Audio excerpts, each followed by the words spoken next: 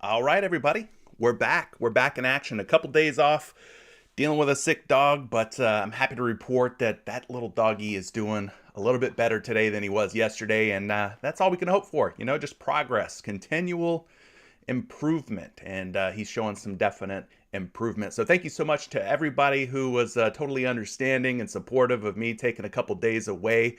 Obviously, yesterday was just a one-game NBA slate with the Detroit Pistons visiting my Orlando Magic.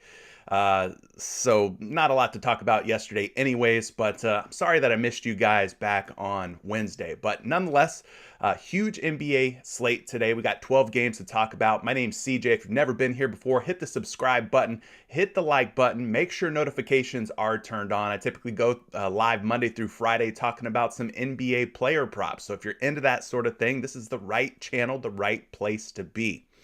We'll be getting down to some business here on the NBA player prop page, but for right now, I wanted to point out that Jabari Smith of Auburn is currently being discounted for the next hour and a half. So if you guys haven't been keeping up with what's going on over on PrizePicks, by the way, PrizePicks, if you haven't joined yet, 100% instant deposit match still going on when you use promo code Curry. There's also a link down in the description to make your life that much easier. But nonetheless, PrizePicks has been running college basketball discounts on a number of different player props. I think yesterday they said their 4 discounts went 4 for 4, a 100% hit rate. So if you're familiar with the Taco Tuesday theme, it's kind of a similar thing going on all throughout March Madness. So yesterday, 4 for 4 on their discounted props. They got one up right now, Jabari Smith of Auburn.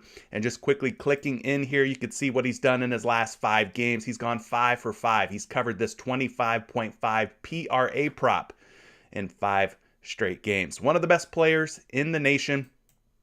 For sure going to be one of the top draft picks whenever he declares for the draft. But right now, he's still hooping for Auburn, and his 25.5 PRA looking like a pretty strong way to go. So maybe that's 5 for 5 on these college discounts. So hopefully that's the case. Anyways, back to business here. Today is Friday, so TGIF to everybody who's watching. And if you're not familiar, I've been giving out free entries on PrizePicks every Friday. I call it Free Entry Friday. I'll be giving away a total of 13 free entries. These are typically 2-pick entries to win $100 over on PrizePicks. You don't have to do anything super special or difficult to get entered to win. In fact, all you have to do, make sure you're subscribed to the YouTube channel. Make sure that you're in Discord. If you're not in the Discord yet, you're going to want to make sure that you're in there. There's a link down in the description below. Click the Discord link. Make sure you're in Discord. And then there'll be a giveaway channel. One that's public, one that's for Patreons only. So if you're a part of the public Discord side of things, anybody can enter to win. I'll be giving away 3 free entries to anybody inside Discord. All Discord members are eligible for this. So it's a 2-pick entry to win $100. Now, if you're part of Patreon, still time to sign up for Patreon. We're only about, halfway through the month of March. There's a link down in the description below for you to join Patreon as well. I'll be giving away 10 entries to Patreon only. 10 to Patreon only, 3 to anybody inside Discord. So a total of 13 entries will be given away. Again, those are 2-pick entries to win 100 smackaroos over on PrizePicks. So make sure that you're inside Discord for the Free Entry Friday. And when the announcement goes up that there's a giveaway going on, you're going to just want to make sure that you react with the proper reaction, the proper emoji to get entered in. It's that simple, guys. And then it'll automatically notify all the winners. So make sure you take advantage of that. Like I said, links to everything down in the description, to Patreon, to Discord, to PrizePicks, and to Props.Cash. Props.Cash will be the site we use, the tools we use to help research our player props today. So yes, that is all the announcements. That is all the news. Let's check in with the chat, see what's going on in your lives, in your worlds today. Mark H says, yes, sir. Glad to have you back and glad the doggo is on the mend. Let's get it. Yes, he's doing much better, much better. Slowly but surely improving, showing more energy, showing more signs of life, showing an appetite, showing a thirst. So that's good. He actually barked when somebody came to the door this morning. So he hasn't done that in a couple of days. So things are starting to get better for Mr. Prop Pup. His name's Bentley, by the way. Shout out to Bentley. Desmond says, welcome back, familia. Let's get it. Shout out to Desmond and Mark, both of our guys there. Members of Patreon, holding things down while I've been kind of away dealing with this sick dog. Mac B's in the building, another one of our Patreon members. He says, run them likes up. Shout out to the Curry Patreon family. Let's get this bread. King Chris, another Patreon member. Back at it today. Hope the pup is better today. He is, little by little. Leroy's in the building. Shout out to you. Let's go. Travis A, glad to see you back. Hope the pup gets better. And now let's get this cheese. I like cheese. My dog likes cheese too. That's been one of the few things that he's wanting to eat the last couple of days is little pieces of cheese. He's a big cheese guy. We're taking the over on Bentley eating a piece of cheese today. I think he'll be down for some cheese. Magic says, let's go. I'm more excited for your pup. Doing better than anything. Great to hear, man. Let's have a good day. Appreciate that. Chris Smith, good morning to you. Did okay yesterday on some college basketball. So did I. Did okay yesterday. Ended up hitting a 5x payout on that NBA game. A lot of y'all were hating on that Detroit-Orlando game. But listen, I put some research in. I put a line out there for the people to tail inside of Discord. And it ended up going 5x. Almost a 10x. But I'll take the 5x on a 5-pick. No worries there. Drew Brees, welcome back. Hope all is well for you. Yes, things are good. Dog's doing well. Thank you so much for asking, Mock Wall. Or Mac Wall. I don't know how you say it, but, thank you for asking. Divine Truth Allah says, peace. New day, new money. Ari's in the building. March Madness treating us right so far. Absolutely. Yes. Ty's in the building. What's up? Good to see you here, Ty. Everyday Fantasy, a.k.a. my man Don P111 in Discord. Shout out to you. Tony Ruiz is in here. He's saying, let's go. Let's go. Hunter's in the building. I see D Graveser. I don't know what that. I'm probably messing your name up. Hunter, shout out to you. That Hunt Boy 92. Shout out to you. Tyrone's in the building. Good morning. Dog's doing good. Let's make some money. We're back on the grind today, folks. Don't you worry about that. Nick Guthrie, glad to see you back. Hope all is well. Ready to do some digging. We're going to be doing some digging. Donato's in the building. Good morning to you. Trevor, man, you guys are just hit me with all the warm, well wishes. I appreciate the support. Really, truly, honestly. Thank you. You don't have to be nice, but you are being nice, and I appreciate that, man. Thank you. Eduardo, Punchline, Talia, good to see all of you in here, man. I'm probably overlooking a lot of people, but I see a lot of folks up in here, man. Malcolm's in the building. Sheesh, shout out to everybody, man. Shout out to everybody. If I missed anybody, nothing personal. There's just a lot of you in here. Chris Money, Act. I see y'all. Percy, I see you as well. Built different. All right. Let's get down to business here, man. A lot of games tonight. Like I said, 12-game NBA slate. Massive slate. Let's start things off here with Dallas at Philadelphia. We got Luka versus Embiid. Oh yeah, James Harden, he plays for Philadelphia too, but it's mostly about Luka versus Embiid, right? 217 points between these two teams, a 2-point spread. So not the highest total in the world, but it looks like it's going to at least stay somewhat competitive. That's what you want to see when you take the overs in some of these games. As far as injuries go for these two teams, Embiid is a game time decision, so definitely keep an eye out on his injury status. Over on the Dallas side, looks like Chris is a game time decision. Otherwise, they're going to be without Bullock and Tim Hardaway Jr. So it'll probably be Luka Doncic obviously carrying the load with Spencer Dinwiddie and Jalen Brunson, kind of like it was before. It's like a 3-headed guard attack that Dallas went with. Looks like it's going to be more of the same tonight. 7:30 Portland at Brooklyn, 228 on the board for this game, but a 14.5-point spread. Blowout alert. Be careful with this game. If you're going to be taking any overs, make sure you're taking overs on guys like Kevin Durant, somebody who should have a big hand in a blowout situation. But I don't know that I'm liking really anybody from this particular game. This might be a game to fade or just take for a first half only. Seth Curry is a game time decision. We got Harris, Aldridge, and Simmons already ruled out. Over on Portland, they still got a long list of names. Little, Ingles, Nurkic, Bledsoe, Lillard, and Simons all out for Portland. So it'll be Josh Hart, Justice Winslow. Trendon Watford's been playing pretty good. Maybe you look at some Trendon Watford. But overall, I think that there's too many games for us to really go after anybody from that one unless there's something you really, really like. 7:30, Memphis at Atlanta, 237.5 points. Pretty huge total on this game early this morning with a 5-point spread in favor of Memphis. We've got Tilly and Morant. Game time decisions. Obviously, I don't have to tell you, keep an eye on Ja Morant's status. If he's out, it's going to be a major, major blow for the Memphis Grizzlies and shake things up between these two teams. On the other side, another superstar point guard is a game time decision. I'm talking about Trae Young of the Atlanta Hawks. Obviously, if he's out, that would be major as well. Danilo Gallinari, GTD as well. John Collins already ruled out. But overall, liking the total, liking the spread from that game. Going down to another game at 7:30 tip-off, we got the Washington Wizards at the New York Knicks, 225, not a bad total, 6-point spread, not a scary spread. Obviously, Brad Beal is out for Washington. Otherwise, they're running 100%. They've got everybody else out there.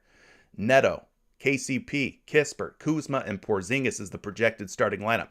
Now, the Knicks, not running at 100%. They've got Kemba Walker, Derrick Rose, Cam Reddish, Nerlens Noel all out. Plus, they've got Grimes and this other guy that I can never get his name right. Both of those guys are game time decisions, but nothing real impactful there. So decent total, decent spread. 7:30 p.m. Denver Nuggets at Cleveland Cavaliers, 222.5 with a 2.5-point spread. So healthy total, we'll call it, and a competitive spread. So hopefully this game really does go 4 quarters here. Lots of injury news on both sides. Nothing really new for Denver. Same old for them. Over on the Cleveland side, it's pretty much the same old for them as well. They got Sexton, Allen, Dean Wade, and Rajon Rondo all ruled out. So their backcourt a little bit thin, but they will have Garland and Okoro. Okoro's been stepping his game up. He's been playing pretty decent lately. So that'll be another one to possibly look into. And then we got 7:30 p.m. Los Angeles Lakers at the Toronto Raptors, 224.5, but a 9-point spread. That's right. Toronto, 9-point favorites at home over LeBron James, Russell Westbrook, and the rest of these Los Angeles Lakers. Speaking of King James, game time decision for him. Talen Horton-Tucker, also a game time decision. Frank Mason, game time decision as well. Still no Anthony Davis. They're probably not in any hurry to get Anthony Davis back out there. I don't think the Lakers are pushing for a championship or anything this season, fair to say. Over on the Toronto side, nothing real crazy going on there. OG Anunoby, probably the biggest piece of injury news. So 9-point spread, you're kind of, starting to creep into blowout territory. I wouldn't be surprised if LA does, in fact, get blown out. That's happened a lot lately with the Lakers. Sorry, Lakers fans, but that's coming from a Magic fan. We get blown out, too. By the way, Kyrie Irving dropped 60 on us. Sadiq Bey dropped 50 on us. What's up with all these big scoring games? We had Karl Anthony Towns the other night drop 60. I mean, these guys are just like going for the season high scoring records, I guess. I don't know. Everybody's vying for the most points scored or something. It's been crazy lately. Anyway, 8 p.m. Indiana at Houston, 241 points. I'm going to say it louder for those of y'all in the back. 241 points between these two teams with a 4-point spread in favor of the Indiana Pacers. So lots and lots of points expected to be scored here. Look, these are two of the worst teams in the league. Anything could happen here, but a huge total. And the spread is just 4 points. We got Duarte and Batadze game time decisions. Those are the most impactful pieces of injury news over on the Indiana side. Now they're saying Isaiah Jackson is out, but I don't know. He's out, but he's projected to be in the starting lineup.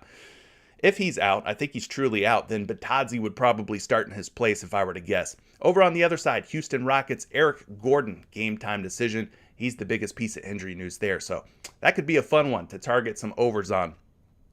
Battle of two very ugly teams. 8 p.m. Oklahoma City Thunder at the Miami Heat, 219.5 points, but another blowout alert. 15.5-point spread. Huge spread between these two teams, guys. Be very careful taking any full game overs from this one unless it's going to be a superstar. Speaking of superstars, SGA, the only superstar that the Oklahoma City really can boast and brag about on their roster, he's a game time decision. Giddey, Robinson Earl, Jerome, Dort, Williams, Favors, and Muscala all out for Oklahoma City. On the Miami side, Martin, Tucker, and Butler all game time decisions. I wouldn't be surprised if Miami took this opportunity to go ahead and rest somebody like Jimmy Butler or PJ Tucker. Will they really need him against Oklahoma City? Not really. I mean, this would be a good game to further get Oladipo some playing time. Get some of these other guys that are just coming back. Kyle Lowry just came back to the lineup recently. Get him some more playing time. Like, they don't really need Jimmy Butler out there to win this game, do they? No, probably not. So I wouldn't be surprised if Butler ended up sitting. 8:30 p.m. New Orleans Pelicans at the San Antonio Spurs. Another game with a very healthy total, 237, creeping into 240 territory. Love to see it. 3-point spread. We've got Devontae Graham as a game time decisions for the New Orleans Pelicans. Brandon Ingram already ruled out. So no BI. So it's going to be one of those games where it's the CJ McCollum show. Maybe we get some Jonas Valanciunas locking horns with Jakob Poeltl on the other side. Speaking of the other side, Doug McDermott already ruled out. He's probably the biggest piece of injury news, but in his place will start Josh Richardson, who was acquired not that long ago from the Boston Celtics. So really nice total and spread from that game. 9 p.m. Los Angeles Clippers at the Utah Jazz, 214 points, pretty low scoring, which should mean slow pace, low scoring game. Less possessions, less opportunities for guys to hit overs more than likely. 5.5-point spread here. No surprise, but the Clippers still have a bunch of guys who are out that will not be playing tonight. Over on the Utah side, no Donovan Mitchell, no Bogdanovich. So they're missing two of their better wing players. That means Jordan Clarkson will get the start most likely alongside Rudy Gay. So maybe we fire up some Jordan Clarkson. Maybe get some buckets tonight against the Clippers. I don't know. Maybe Mike Conley steps up. Who knows, right? Who knows? A lot of injuries for the Utah Jazz. Moving on down here to the 10 o'clock Eastern time. Boston Celtics at the Sacramento Kings, 224.5 points with a 10-point spread. Decent total, but I'm worried about the spread here. De'Aaron Fox, game time decision. If he's out, then this game will more than likely be a true blowout in favor of the Boston Celtics. Yeah, I think that's fair to say. Nothing else really to add to that. 10-point spread, though, already creeping into blowout territory. Like I said, if Fox is out, then this game will probably get out of hand pretty quick. Chicago at Phoenix, the last game of the night, 231 points between these two teams. 5-point spread, so nice total, nice spread. Zach LaVine, game time decision. If he's out, obviously that bumps up guys like DeMar DeRozan and Nikola Vucevic. Lonzo Ball and Williams continue to sit for Chicago. And then on the Phoenix side, Jay Crowder, game time decision. Sarge Kaminsky, Paul, and Johnson. Obviously, Chris Paul, Cam Johnson, two of the bigger pieces of injury news for Phoenix. But nonetheless, Phoenix is a 5-point favorite at home in a game that looks like it's going to be pretty high scoring. What are you guys talking about here? Moody's telling me he loves me. You guys are telling him join Patreon. What's going on here? What's going on? What are we talking about? I'm here handling business. I've got 111 people watching with just 40 likes. That's all right. I'm sure that people will come around. They got to just take a little sip of the coffee, the energy drink, get woken up. Then they'll slap the like button. Don't worry about that. All right, guys, let's get down to business here. Obviously, we're going to be talking some NBA player props. If you're just joining, we talked about it already. Jabari Smith, PRA is discounted right now for the next hour or so. Make sure you take advantage of that. The 25.5 PRA looks pretty good. One of the nation's best players. He's hit this in 5 straight games.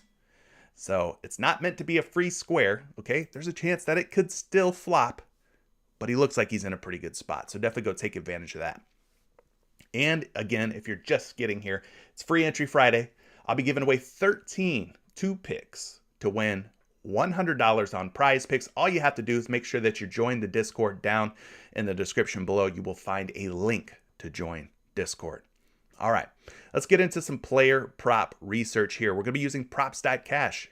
Per usual, if you want to sign up for Props.Cash and you haven't yet, 25% off to you on your first month of Props.Cash. Just head down to the description of the video, click the link to get started today.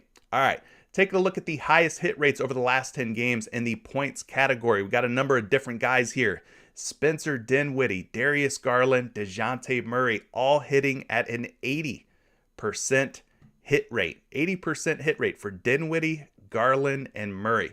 I'm going to probably stay away from Dinwiddie. I'd like to take a look at Garland and Murray, though. Those guys obviously will have a pretty clear-cut set usage, so to speak. With Dinwiddie, things can kind of be a little clouded with Luka, with Jalen Brunson in the backcourt. Always a little more difficult to kind of forecast who's going to be eating on a particular night with those guys. But let's talk about Darius Garland at 23.5 points. He's going up against Denver. He's probably going to have a pretty good matchup tonight. From what I remember, Denver not very good against the point guard position. Now, over the last couple of games, Darius Garland has come out of the gate shooting poorly. In other words, in the first quarter, second quarter, he's missed a lot of shots. I don't know what's to blame for that, but he usually ends up kind of turning things around in the second half, and he's been doing a pretty good job of hitting his points prop at 23.5, as you can see here. He's gone 8 out of 10, 80% hit rate. Over the last 10 games especially, averaging 26.9 points, nearly 27 points. We look at just the last 5, he's averaging over 27 points per game, but he has played Denver once before. This was all the way back in October. Don't be scared of this game log. It was October 25th. Colin Sexton was healthy then. Totally different Darius Garland at the beginning of the season versus the guy that we've come to know over the last month or two for Cleveland. So I would not be worried about that game against Denver. Going down here and looking at the Denver defense, like I said, not a very good team against opposing point guards. They're giving up the 21st ranked defense against point guards. So they are not a very good team against the opposing point guards. And we've already talked about the total being pretty healthy at 224, spread being 2.5. This game should not be one that ends up blowing out. So let's move forward here and take a look at the last 7 games and how many points Denver is giving up to the point guard position. And yes, my memory did serve me right. They are giving up over 27.1 points per game over the last 7 games to point guards, which is the 5th most. So the matchup for Darius Garland looks like a very favorable one based on how many points they've been giving up to the point guard position. Now moving it forward here, we're going to be taking a look at a projection provided by Action Labs, which is a part of the Fantasy Labs subscription. They have him projected for 22.2 points, but the betting public says, hold your horses here, okay? Screw the projections. We're taking the over. That's where people, real life bettors, are putting their money down. They're betting the over at 23.5 points for Darius Garland. They think he's good for 24 or more points tonight versus this Denver Nuggets team, and I probably have to agree with them. Looking at the matchups, looking at how well Darius Garland has hit in the last 5 games, the last 10 games. We know Garland's going to get a lot of shots, a lot of volume, and against this team, the Denver Nuggets, I feel like the matchup's probably going to be just a little too easy, and that Garland should have a real shot at hitting at least 24 points. Do you guys like some Darius Garland? Darius Garland at 23.5 points. Hit the thumbs up if you guys think this is doable for Darius Garland. Or if you're going to fade it, let the chat know that you're going to be fading it. All right. Darius Garland looking like he's in a very good spot. Another guy that's probably in a very good spot as well is DeJounte Murray going up against the New Orleans Pelicans. We already talked about Devontae Graham being potentially out tonight. If Devontae Graham is out, then it'll be C.J. McCollum, who's never been known to be a defender. C.J. McCollum versus DeJounte Murray. Yeah, sign me up. I think I would take some DeJounte Murray points in that matchup. But let's dig into it a little bit closer here. Murray obviously having a fantastic year for the San Antonio Spurs. Looking at his last 10 games, he has gone over 23.5 points in 8 out of 10. That's an 80% hit rate. Averaging 25.8, so nearly 26 points per game. And then the last 5 things have gotten even better for DeJounte Murray, 26.8 points per game in that 5-game span. Very, very good numbers here. Now against New Orleans this season, it's been hit and miss. He missed his points prop back on December 12th, scoring just 10. But more recently, on February 12th, 31 points versus the New Orleans Pelicans. So that's a very encouraging sign. Moving down here, looking at the New Orleans Pelicans defense, guys, you can see that there's a lot of green and yellow here, meaning that this matchup will be an easy one. New Orleans ranks 29th and defending opposing point guards. So should be a pretty easy path to success for DeJounte Murray tonight. Taking a look at this Pelicans defense and how many points they've been giving up to point guards in the last 7 games. Scroll on down here, you can see they're giving up about 22.8. Let's round it up, call it 23. Not a very tough defense. I'm not worried about them slowing DeJounte Murray down, especially due to the fact that they're going to be missing guys like Brandon Ingram, potentially Devontae Graham, Brandon Graham, defensive end for the Philadelphia Eagles, or once upon a time he was. Devontae Graham and Brandon Ingram potentially out for New Orleans. So an easier matchup for DeJounte Murray, I think, tonight. So moving it forward, let's take a look at the projections here for Murray. I got Murray projected for 21.2. Again, that seems a little bit too low. He is at 23.5 today. Again, the betting public, at least on a couple of different sites, are taking the over on DeJounte Murray. They think he's going to go for 24 or more points. Thumbs up if you're liking DeJounte Murray over points tonight. Or if you're not liking DeJounte Murray over points, let me know if it's a fade for you. Drop the fade in the chat. But I think Murray and Garland could be some good ones to dig into further. Again, this is not meant to be the end-all, be-all of your player prop research. Feel free to dig in a little bit further. This is a first look at today's NBA slate. So we talked about a couple of high-hitting point guard guys. Let's try to move through this board as quickly as possible so I can get to more of your questions. The next category we're going to be looking at is the assist props. Got a number of different guys hitting at 80%. Neto, Reggie Jackson, Zach LaVine, and Jalen Green hitting at 90%. So we're going to take a look at those. While I take a swig of water, you can assist me by hitting the like button if you haven't yet. We're trying to go for 200 likes on Free Entry Friday. That's what I'm calling it because I'm giving away free entries. 13 free entries, 2 pick entries to win $100 over on PrizePicks. Get down into the description of the video. Click the Discord link to get joined.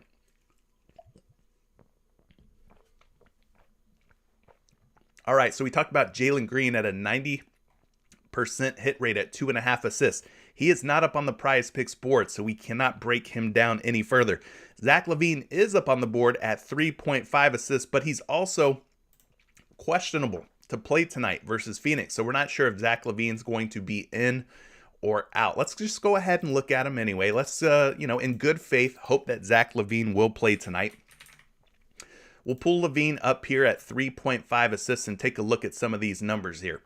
Over the last 10 games, 80% hit rate. He's averaging 4.5 assists for the season, 4.9 assists in his last 10 games, and 4.6 over the last 5. So the fact that they've got Zach LaVine up at 3.5 seems entirely too low.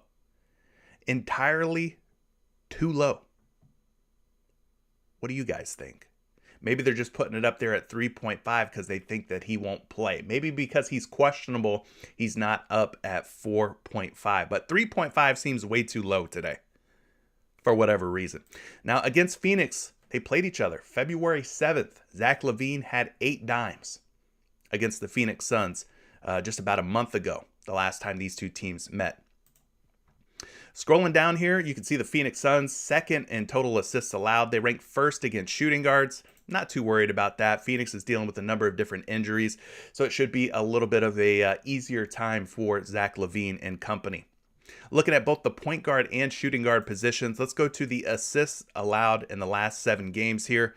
First, starting with the point guard position, they're giving up over 9 assists per game to point guards. You can see where that ranks them. In the middle of the pack, but toward the top, which, if you're closer toward the top, that means you're giving up more assists per game in the last 7 games. So not an overly difficult matchup there. Let's also look at the shooting guard spot. Phoenix giving up over 5 assists per game to opposing shooting guards. Again, Zach LaVine just needs 4. So if he plays tonight, 3.5 assists looks entirely doable based on the matchup, based on the hit rates that we've seen for LaVine. Let's go ahead and take a look at the assist category here for Zach. His projected assists today, 4.5. For whatever reason, at 3.5 assists, seems too low. The betting public agrees. They are smashing the over on this. -165, -150, and -160. But I will caution you, if you put him in your entries and he ends up not playing, it will be a DNP.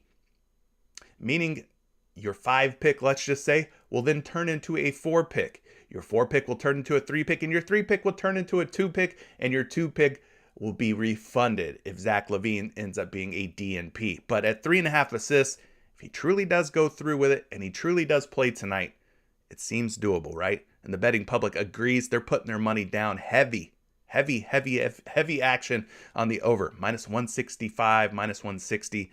So, yeah, they're really liking it. So, that's an assist prop to definitely keep in mind. Reggie Jackson of the Los Angeles Clippers, he's been hitting his assist prop at an 80% hit rate. At 5.5 dimes, he has gone over in 8 out of 10 games. He's facing a beat-up Utah team. We've talked about it already. Donovan Mitchell out, Bogdanovich out for Utah. So it'll be the likes of Mike Conley, Jordan Clarkson, and Rudy Gay. That'll be the guys who Reggie Jackson will most likely be matched up against. So let's go ahead and take a closer look at this one. Reggie Jackson having a pretty decent year for the Clippers with the likes of Kawhi Leonard, Paul George sidelined for all or much of the season. At 5.5 dimes, my boy has been averaging 6.8 assists in his last 10 games, which is a lot higher than the 5.5. And specifically, if we look at the last 5 games, you can see what he's been up to. 7.4 assists per game in his last 5 games. And then more specifically, we could look at the previous matchup against Utah. This was back in December 15th. He dropped 9 dimes against this Utah Jazz team. So he's been not only getting it done in the last 10, not only getting it done in the last 5, but he also got it done against Utah in their one previous matchup. Looking at the Jazz defense, they rank 4th in assists allowed, so that's a pretty tough number. But again, this is a weakened Utah Jazz team, so I'd expect them to allow maybe a little bit more assists than what they typically do. This game is kind of low scoring, like we talked about before, at 213.5 points, but the spread at 6 leads me to believe that hopefully it stays close enough for Reggie Jackson to have a real shot here. So let's go find the Utah Jazz and see how many assists they're giving up to point guards in the last 7 games. We go all the way down to the bottom because they're giving up just 6.5. So on paper, not very encouraging, the fact that they're giving up the second fewest assists per game to point guards. We'll cap this off by taking a look at Reggie Jackson's projected assist. He's at 5.2 today. Again, the betting public coming in strong here. They think the over on Reggie Jackson at 5.5 assists is the way to go. I'm seeing odds of minus 145 and minus 140 on some of these books. What do you guys think? Are you riding with the public? Are you tailing them, in other words? Are you going to take the over on Reggie Jackson at 5.5 assists? Or do you think the under or a fade is the way to go? Hey, Jay Swervo, hold your question, because by the time I get to your question, it's going to be all the way at the top of the chat, but I'll try to get to it toward the end, around the 1 hour mark, okay? If you could hold off on your questions or anything, that would be easier to do it that way. Aquarius, you're asking the chat, do you think that I should be talking about Jason Tatum? I could definitely talk about Jason Tatum. I could talk about everybody, but we only have so much time. Maybe I'll circle back around to Jason Tatum. If you have a question on Tatum, let me know toward the end, and I'll do my best to remember to get to it. But I want to keep things going here. Let's talk about one more assist prop. If he's up on the board, we'll mention him because he's at an 80% hit rate here recently. It doesn't look like he is, actually. We're talking about Raul Neto of the Washington Wizards. I'm not seeing him up on the board, but if he gets added later, listen, at 3.5 assists, he's been hitting in 80% of his games over the last 10 games. So keep an eye on Neto if he gets added to the board later. Let's keep things rolling, though. Let's move it forward here. Let's take a look at some rebound props. Again, on a huge slate like this, you're going to get a number of different players who are hitting at incredibly high hit rates. There's just so many options, so many directions you could go. We're going to keep it going with just the 80, 90% guys. And the 90% guy that's showing up here is Keldon Johnson. Let's see if we've got Keldon Johnson up on the board today. We do, but he has been adjusted accordingly. So he's not at 5.5 rebounds. He is actually at 6 on PrizePicks, which means it's probably a chance that he could end up pushing. And in case you're not familiar with the terminology, pushing means tying. there's a chance that maybe he ends up with exactly 6 rebounds. So let's take a look at Keldon Johnson today. We're going to be using props.cash, like I mentioned. We're going to look at the last 10 games for Keldon Johnson and his hit rates here. Now at 5.5 assists, or 5.5 rebounds rather, a 90% hit rate. But let's go ahead and bump this up to 6. And his hit rates changed just a little bit. You see a couple of the games, Los Angeles Lakers, Oklahoma City Thunder, that were green are now gray, meaning he tied. He landed on exactly 6 rebounds in those games. So at 6 boards, 8 games, he has hit 7 out of 8, an 88% hit rate. You can see what he's done for the season, averaging 6.1 boards. Last 10 games, 6.9 boards. Last 5 games, 7.6 rebounds. So he's done a very good job over the last 5 games at hitting 6 or more boards. Now, against New Orleans this season, he's played them twice. Unfortunately, he has yet to cover his rebound prop against the Pelicans in either of their previous meetings. The most he's had is 4 rebounds. That was back on December 12th. He also had 2 rebounds on February 12th. So he's went under against New Orleans in 2 out of 2 games. Looking at this Pelicans defense, we talked about all the injuries they're dealing with. Obviously, Brandon Ingram, a big one. Maybe Devontae Graham sits out. Obviously, Zion Williamson isn't there. Larry Nance Jr. is not going to be in there. So they're dealing with a whole bunch of different people being out.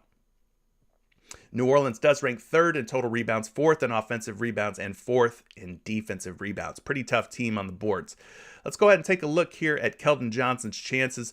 By that, what I mean is we're going to go look and see how many rebounds that the New Orleans Pelicans have been giving up to small forwards in the last 7 games. So we go to the small forward spot. We go to the rebound column. We sort from greatest to least. And then we go find New Orleans, who are giving up a healthy 7.6 rebounds per game to small forwards. You can see where that ranks them. Probably like top 15, top 12 range. So not an overly difficult matchup just based on the DVP from the last 7 games. Let's move forward. Let's take a look at the rebounds and the projections for Keldon Johnson. I've got Keldon Johnson projected for 6.8 rebounds. Now he is at 6.5 rebounds on all the different sports books today. But at 6.5 boards, the public smashing the under, -150 and -160 to go under 6.5 rebounds. So PrizePicks has reacted accordingly, putting him at 6 boards. 6 boards. Are you guys going to be taking the over on Keldon Johnson, the under perhaps? Or is it just simply going to be a fade for Keldon Johnson for you today? Let me know in the chat what you guys are thinking about Keldon Johnson and his 90% hit rate at 5.5, 88% hit rate, I think we said, at 6 rebounds. Now, we already talked about Reggie Jackson for assists, but he's also popping off the charts here for rebounds as well at 3.5 boards. So maybe Reggie Jackson makes for a fine PRA candidate as well. You could take a look at some Reggie Jackson PRA if you want. I'm actually not seeing his rebound prop up on the board, so no Reggie Jackson rebounds anyway. So right now, all you can take for Reggie Jackson looks like his assists might be the best way to go. Another guy that's been rebounding the basketball really well for the New York Knicks is Alec Burks. Alec Burks at 5.5 rebounds, gang, 80% hit rate. I have not clicked a whole lot of Alec Burks this season. In all transparency and fairness, I've not clicked Alec Burks much at all. But we're going to talk about him right now because you can't ignore a guy who's been getting it done at an 80% hit rate. So let's go ahead and get things dialed in here using props.cash. New York Knicks versus the Washington Wizards tonight. Over the last 10 games, Alec Burks, 6.8 rebounds. He is at 5.5 right now on PrizePicks. We look at the last 5 games as well. 6.8 rebounds in the last 5, and he's covered his rebound prop in 4 straight games. 11 against Dallas, 6, 6, and another 6 for Alec Burks in that 4-game span. Now against Washington, he's played them just once this season. It was back in December, but he did pull in 7 rebounds against the Wizards. More than enough to cover 5.5 boards. Going down here, we're going to look at the matchup. A lot of yellow, but some green as well. They rank 19th in total rebounds, 21st and 15th in offensive and defensive rebounds. So not a very difficult matchup for Alec Burks against Washington.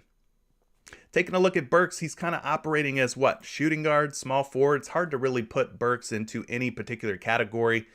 You got Fournier, you got Barrett, you've got Burks. So they're kind of all interchangeable. Let's just look at all the different positions here. Point guard, shooting guard, and small forward, and see how many rebounds Washington's been giving up to all three positions. Starting things off with the point guard position. Washington giving up 5.7 rebounds, the fifth fewest to point guards. Looking at the shooting guard position. Washington giving up 6.1 rebounds to shooting guards. So far they're giving up an average that's higher than 5.5 to both point guards and shooting guards. And finally, the small forward position, Washington, they're giving up about 6.6 rebounds to the small forward position. So, not the easiest team in the world from the looks of things. They are giving up pretty healthy averages to point guards, shooting guards, and small forwards when it comes to the rebound category.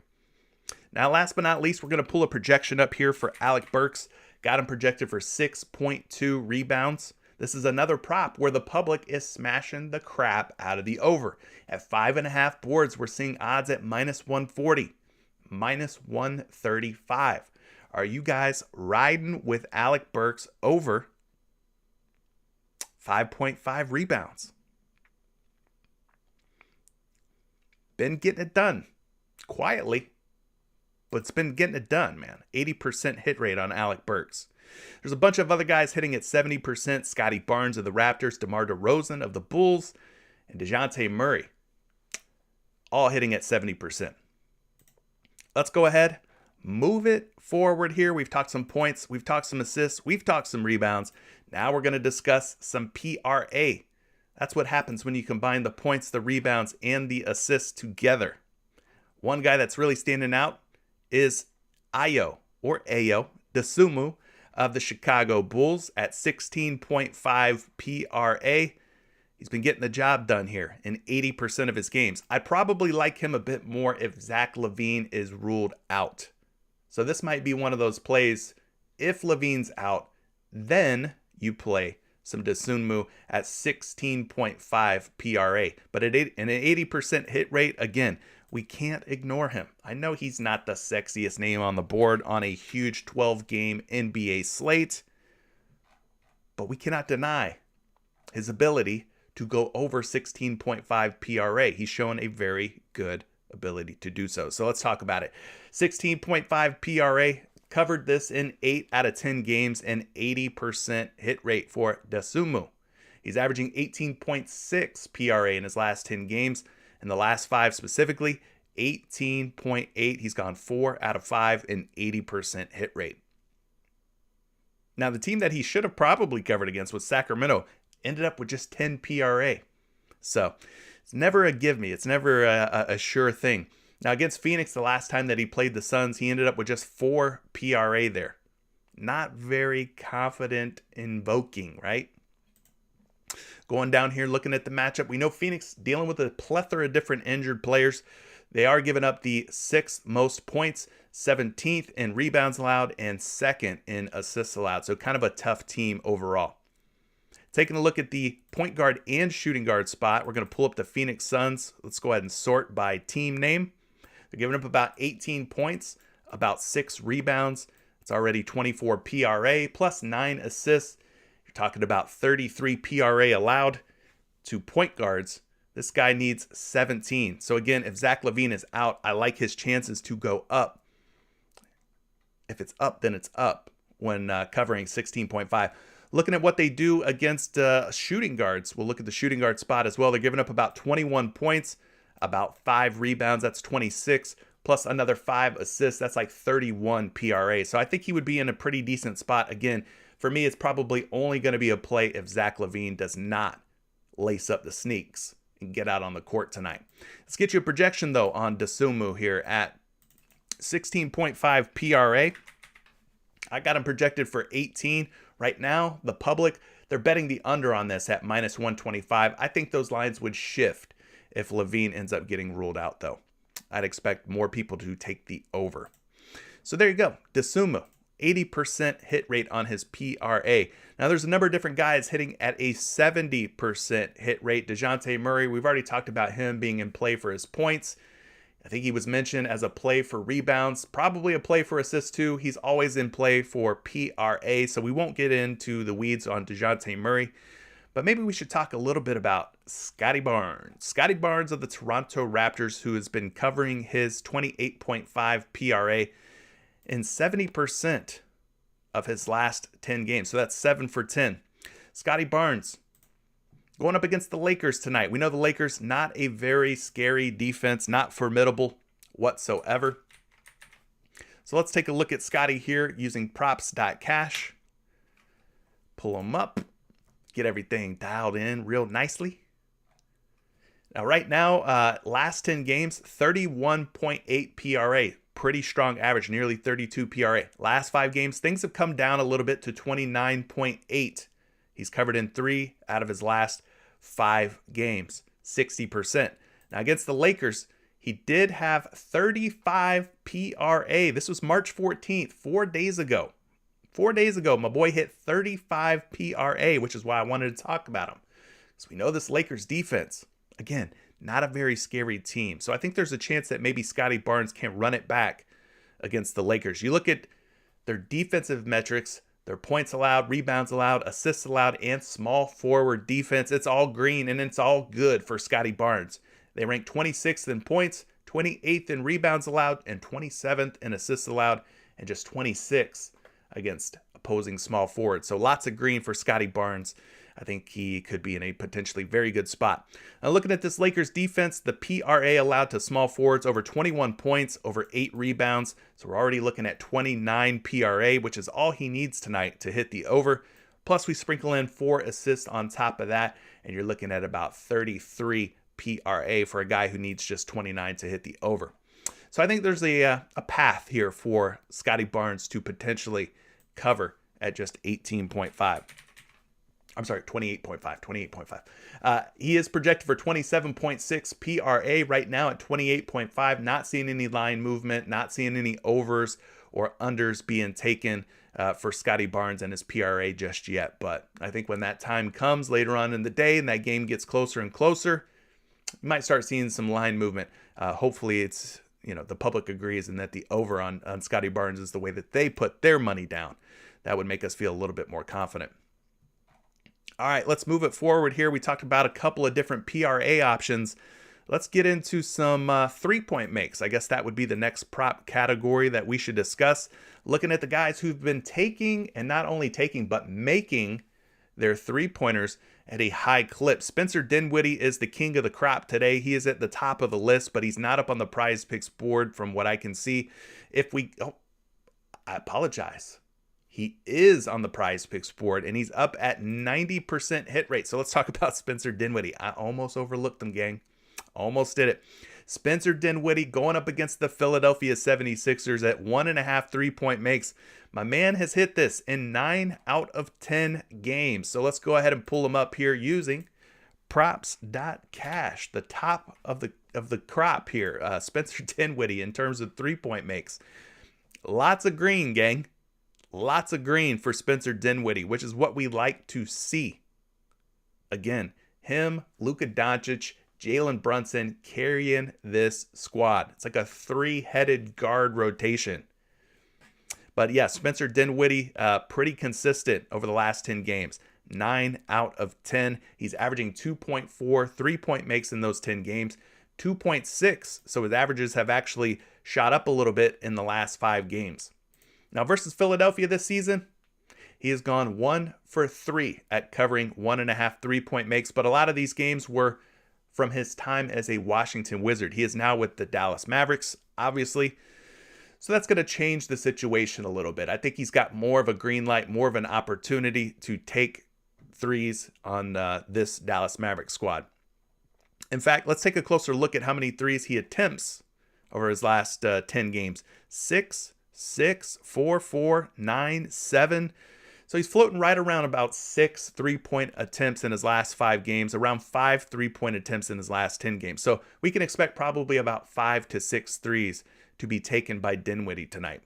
Now, the Philadelphia defense looking pretty tough here. Third in three-pointers allowed. That's total three-pointers they allowed to opposing teams. They also rank 10th in three-point field goal percentage allowed, allowing about a 34% three-point field goal percentage in the season. But they do rank just 15th against opposing point guards. So I think Dinwiddie's in a decent spot. Let's take a look at the three-point makes allowed by the Philadelphia 76ers to point guards. They're giving up over 3.5. That is the 5th most in the last 7 games. So with James Harden in town, I don't think that their defense got any help from James Harden. They basically swapped some defense out. I think Seth Curry's probably a better defender than James Harden is. So they've traded out guys like Seth Curry in their backcourt for James Harden. We know James Harden's not really interested in playing defense. So Spencer Dinwiddie in a pretty good spot here. We're also going to take a look at the shooting guard position. How many threes Philadelphia's been giving up to shooting guards? They're giving up 3.3. He needs just 2. So he's in a pretty good spot. Both point guards and shooting guards on the Dallas Mavericks in a pretty good spot against Philadelphia tonight in terms of three-point makes. So finally, let's pull up a projection for Dinwiddie. I do have him projected to make 2 3-pointers tonight, which pretty much falls in line with what we've seen from his charts here. He's pretty good for 2. Sometimes he'll go for 3. Sometimes he's got a ceiling of 5. But I think 2 3-point makes is totally doable for Spencer Dinwiddie given this matchup. So he's projected for 2. The betting public taking the over on Dinwiddie minus 135 to go over 1.5. What do you guys think? Are you taking Spencer Dinwiddie over 1.5 3-point makes at a 90% hit rate over his last 10 games? It'd be hard for me to take the under or just fade this prop. I think he's in a pretty good spot. After the 90% hit rate of Spencer Dinwiddie, things get a little bit more dicey, but we've got some other decent shooters up on the board. Guys like Scotty Barnes at 0.5 3-point makes. They usually don't give us these, but they are today. So if you think Scotty Barnes knocks down at least 1 3 today, you'd probably want to take the over.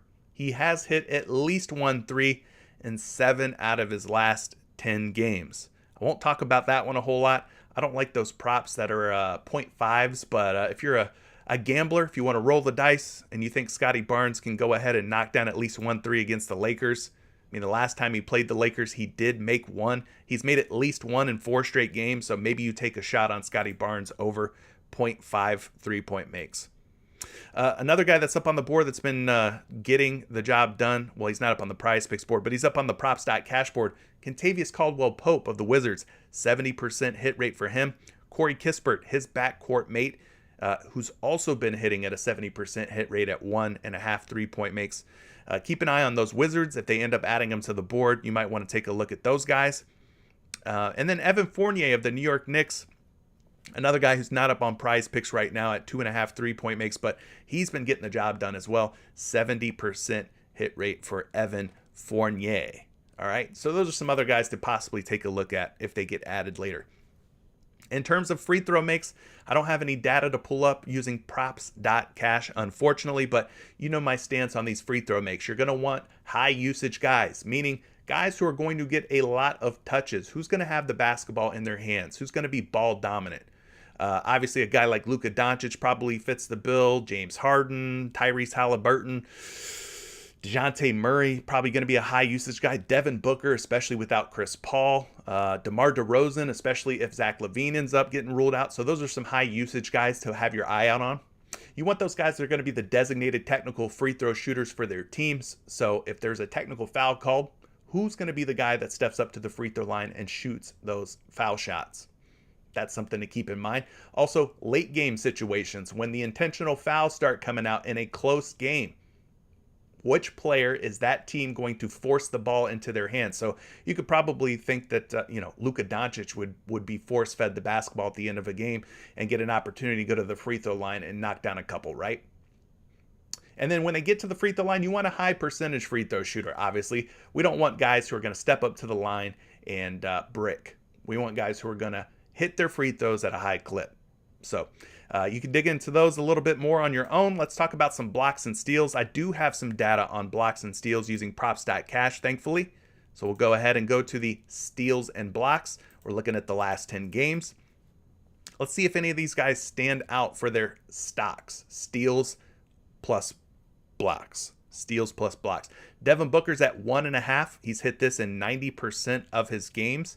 He's not up on the PrizePicks board, though. Tobias Harris at 0.5 steals and blocks. Not up on the PrizePicks board. Javonte Green of the Chicago Bulls at 0.5. Also not seeing him up on the PrizePicks board. Mike Conley at 1.5 steals and blocks. Without Donovan Mitchell and Bogdanovich, maybe he's in a better spot tonight. But we can't get him over on PrizePicks. Who else do we have? Luka Doncic at 1.5 steals and blocks. There's one. There's one we can finally talk about. 80% hit rate for Luka at 1.5 steals and blocks. He's going up against Philadelphia tonight. So let's take a look at Doncic. Do you guys think that he keeps the hot hand going? He's got some sticky fingers here over the last 8 games. He has covered in 8 straight games at 1.5 steals and blocks. 80% hit rate in the last 10, averaging 2.4 steals and blocks in that span. Last 5, things have gotten even better for Luka, averaging 2.8. And against Philadelphia this season, played them once. February 4th, had 2 steals and blocks versus Philly in that game. Moving it forward here, taking a look at how many steals and blocks that the Philadelphia 76ers give up to point guards, shooting guards. We'll also look at small forwards because Luka, he's kind of positionless, right? They're giving up to point guards 1.3 steals, 0.6 blocks. So that would be 1.9 creeping into the 2 steals and blocks on average to point guards. Not bad, not bad. We'll go to the shooting guard position. Philadelphia giving up about 1.2 steals and about 0.4 blocks. So that's 1.6, which is more than 1.5. Not bad, not bad. And then we'll go to the small forward position as well. Take a look at that. They're giving up 2.2 steals and 1 block to small forwards. So if you consider Luka Doncic to be the small forward out of him, Brunson, and Dinwiddie, then maybe he's in a really good spot tonight against this Philadelphia squad who are giving up over 3.2 steals and blocks to small forward. So he might be a guy that is worth taking a shot on. Again, he has covered 1.5 steals and blocks in 8 straight games. All good things must come to an end. There's going to be a point where he doesn't cover. Maybe it's tonight. I don't know. But things look pretty good for Luka tonight. Like I said, he did cover against Philadelphia when they last played February 4th. So Luka Doncic might be in a pretty good position here. Let's get you a projection on him real quick. Luka, I have projected for 1.9 steals and blocks according to Action Labs. The public slightly sprinkling in some money on the under. They don't think he's going to find 1 block or 1 steal or 2 of the combined blocks and steals. They don't think he's going to do it. So that's what the betting public thinks, but they've been wrong before, right? I think we can all agree. The betting public's not always right. Moving forward here, looking at some other stock options. No, we're not talking about the NASDAQ. No, we're not talking about the S&P 500. We're talking about steals and blocks. Is there anybody else worth talking about, though? We got Monty Morris at 0.5. He's been hitting at an 80% hit rate. Al Horford of the Boston Celtics, he's not up on the board. But Horford at 1.5, 8 out of 10 for him. Gary Trent Jr., low-key, been getting the job done in the steals and blocks categories in the last 10 games. At 1.5 blocks and steals, he's going up against the Lakers tonight. He's covered this in 8 out of 10 games. So let's talk about some Gary Trent Jr. Again, we can't ignore a guy who's been hitting at 80% or better. So you see what he's done here over the last 10 games. He's either feast or famine. It was famine against Orlando. He had 0. It was famine against Phoenix where he had 0 steals and blocks. Otherwise, he's pretty good for at least 2 steals and blocks over the last 10 games. He's averaging 1.9 in that span, 1.6 in his last 5. And against the Lakers, he recorded 2 steals and blocks. That was 4 days ago. Again, Lakers, not a very good team. This could be another opportunity for him to get the job done against abysmal Lakers squad. Is it fair for me to say that? Gary Trent Jr., the shooting guard. Let's go find the Los Angeles Lakers. They are giving up 1.3 steals and over 1 block per game to opposing 2 guards. That's good for about 2.39 steals plus blocks. So there is an opportunity, I think, for Gary Trent Jr. to get the job done. Let's get you a projection on Trent. He is projected for 1.9 steals and blocks at 1.5. The betting public smashing the over, -140 and -145. If you're going to play any blocks and steals, I would say play them together. In other words, we talked about Luka Doncic. We talked about Gary Trent Jr. If you're going to play these guys, go ahead and put them together in an entry. You might even want to flex because steals and blocks, very volatile way to play player props. Put those 2 guys together. Maybe you flex it in a 2-pick, double your money up, but I would not put them in like a 5-pick, 4-pick, and I would not put 2 of them in a 4-pick, 5-pick or anything like that. I would probably just put my steals and blocks together, kind of keep them quarantined in one entry so that they don't infect the rest of your entries. You know, if one of them goes bad, that could be a strategy. Shout out to my man David, aka Hoodat. He's one of the guys who uses that strategy, putting the steals and blocks plays together. Otherwise, you know, there's some other guys who are hitting at a very high hit rate here. You can maybe look at Jeff Green at 0.5. Jeff Green's covered 0.5 steals and blocks in 8 out of his last 10, and 80% hit rate for him. So that's another one to dig into a little further. Double doubles, haven't played a whole lot of double doubles here, guys, but my strategy for double doubles is my favorite.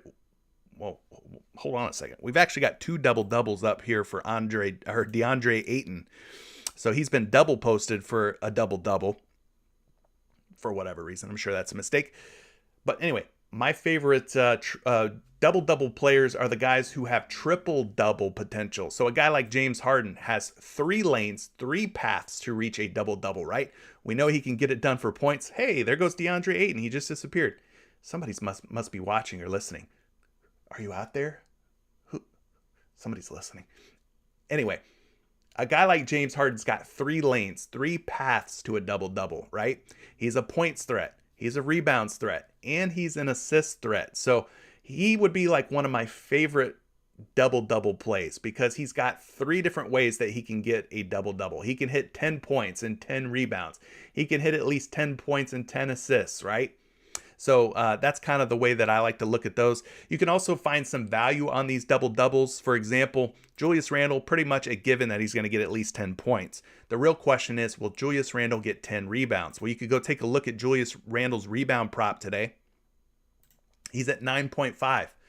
So what you can do is, instead of taking the double-double on Julius Randle, why not eliminate the risk of him potentially not getting 10 points? Let's just say for whatever crazy reason, he's got a really bad night and he ends up scoring 9 points. But you feel really good about his rebounds, going for at least 10 rebounds. Just take the rebounds. Just isolate the rebounds in an entry and take those by themselves. Don't take the double-double. You eliminate some risk. Things can happen, you know, where he could go for 9 points and 10 boards. So if you think he's going to go for at least 10 rebounds, just take the rebounds and don't take the double-double. There's no reason to do it. You're just asking him to do 2 things instead of 1, in other words, points and rebounds. So that's just one way to think about it. Christian Wood's another guy. He's at 0.5 for his double-double. Again, these guys are pretty much givens for at least 10 points. His rebounds are at 10. So there's slight value here on Christian Wood's double-double. Obviously, if you were to play just the rebound prop and you think he goes for 10 or more boards, if he lands on 10, you end up in a push or a tie. You don't have that issue when you play the double-double. If he gets 10 rebounds and 10 points, it's a clean victory. It's not a push. So if you take just the rebounds on Christian Wood, there's an opportunity where it ends up in a tie or a push, which we don't like. We'd rather have a clean win if given the opportunity, right? So I'd probably say take just the rebounds for Randle if you think he's going to go for 10. Avoid the double-double. If you're wanting to play Christian Wood and you think he goes for at least 10 rebounds, take the double-double because the 10 points are almost a given. And then for DeAndre Ayton, let's look at his rebound prop. If he's at 9.5, then again, you're going to want to just take the rebounds. And yeah, he is. He's at 9.5. So for DeAndre Ayton, you would want to just take the rebounds and avoid taking the double-double. Why open yourself up to the chance of him possibly recording 9 points? Not saying it's going to happen. He's probably going to score at least 10 points tonight, but at least you've mitigated or eliminated some risk of him having a bad game and he scores just 9. All right. So there you go. That's it, man. That's all of the props and everything that we got going on today's NBA slate. You guys let me know if you have any questions or anything. We've already got a super chat. Swig of water for me, and I will take a look at this super chat. Appreciate that, by the way, Duncan.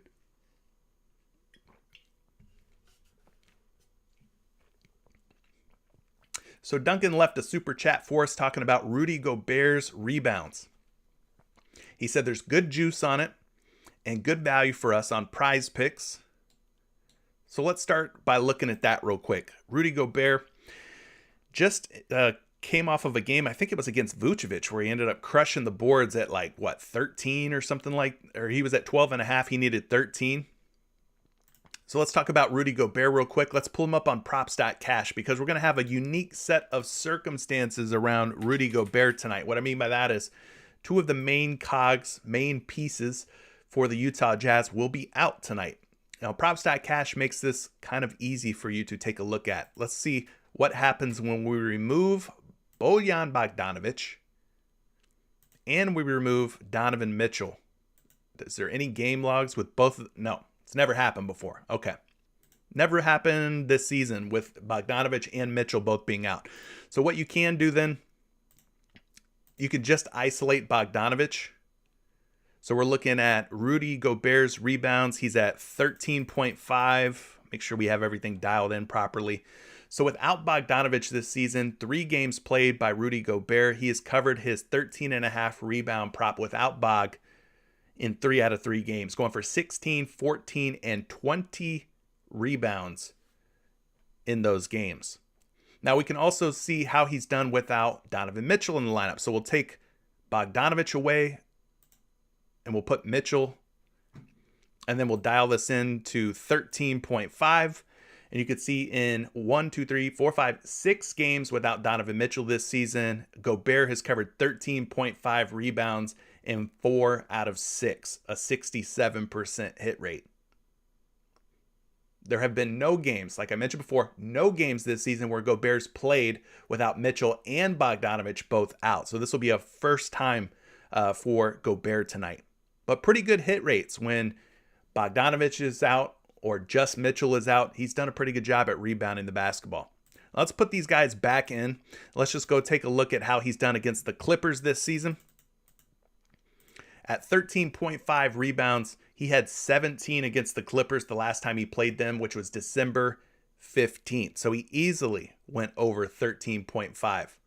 And that was likely with Mitchell and likely with Bogdanovic in the lineup. Let's see.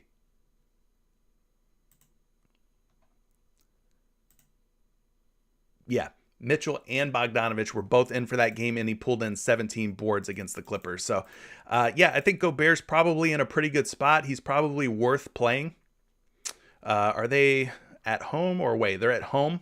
Another thing that you can do is take a look at the splits using props.cash. So at home, at 13.5 rebounds, he's covered in 61% of his games. Away, at 13.5 rebounds, he's covered in 69%. So he's actually got a slightly higher hit rate for his rebound prop on the road versus at home. But it's not that big of a difference that I would say fade it by any means. So looking ahead here, DVP, center position. Let's go find the Clippers and see how many boards they give up to opposing centers in the last 7 games. They're giving up about 14.4. Now we factor in we've got one of the best rebounders in the NBA, in Rudy Gobert. Not really scared of this matchup whatsoever. And then last but not least, let's get a projection on Gobert. We got him projected for 14.5 boards. But at 13.5, the public, for whatever reason, pessimistic. They don't believe that Rudy Gobert will go for at least 14 boards. They think he's going to go for 13 or less. What do you guys think on Rudy Gobert? Do you think he's got a good shot here to hit the over? I mean, he's done a really good job without Bogdanovich and without Mitchell out of the lineup at covering 13.5 boards. Andre Drummond's another guy that you mentioned. Duncan, again, thank you so much for the super chat. You're liking some Andre Drummond first half points. Let's take a look at Andre Drummond and his first half points today. Is he at like 5.5 or something?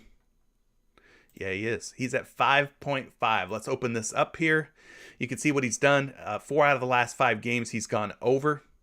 Double digits, by the way. I mean, he's been absolutely smashing. 13 against Charlotte, 13 against the Knicks, 10 against Orlando, and 10 against Dallas. Now he's facing a Portland Trailblazers squad who doesn't have anybody really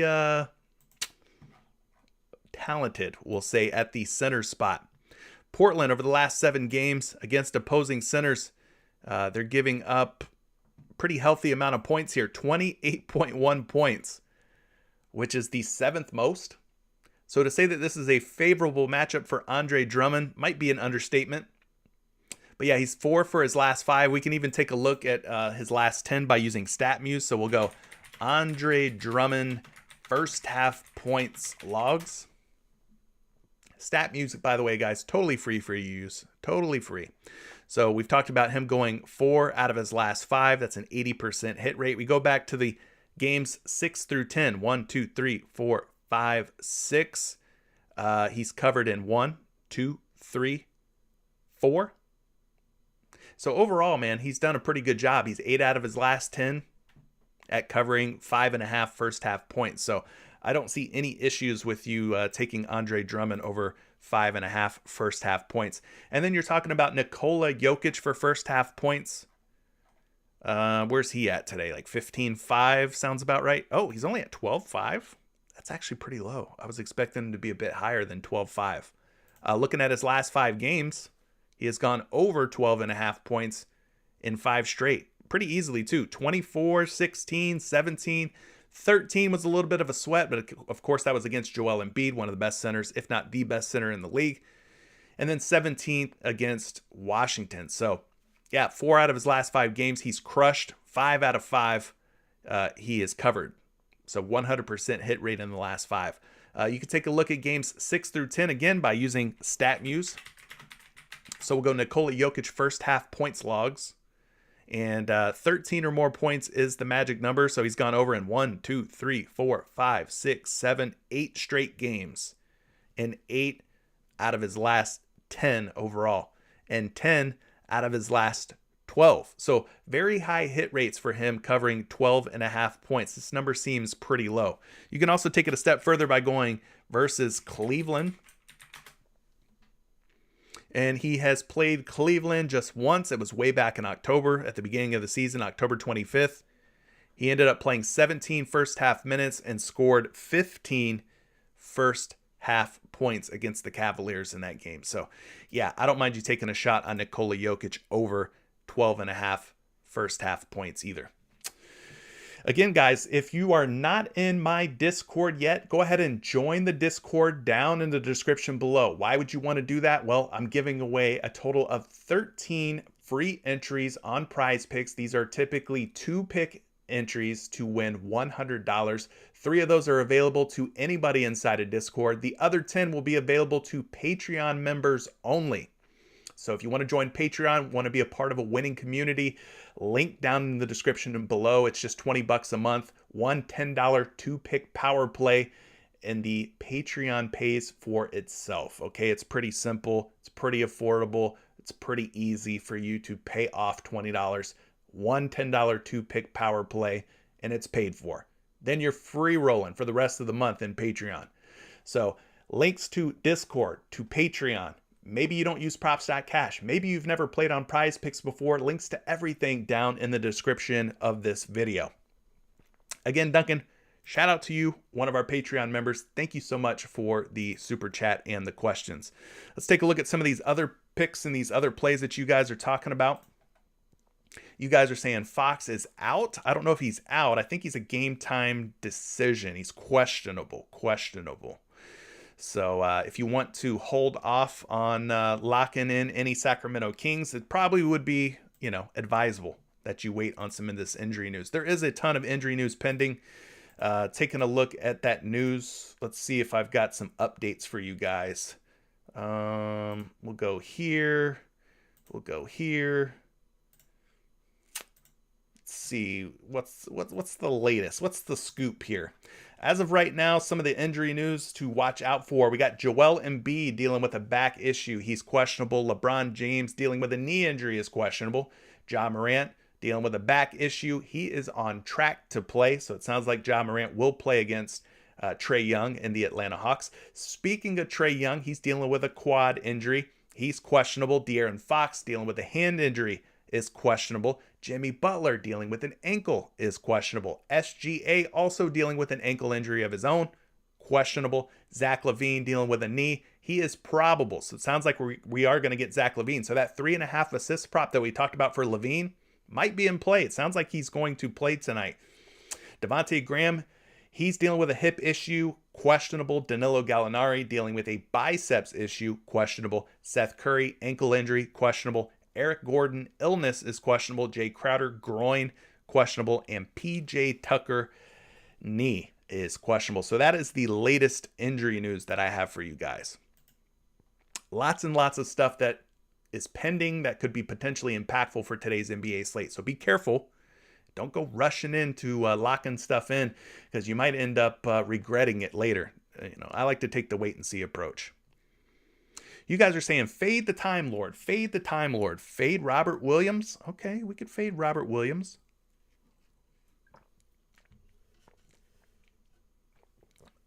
Jay Swervo is asking about Jokic at 24.5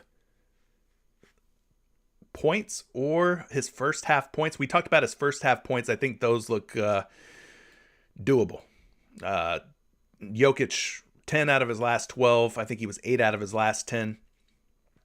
But yeah, I think Jokic first half points looks totally doable. Go ahead and slap that like button if you guys have not yet.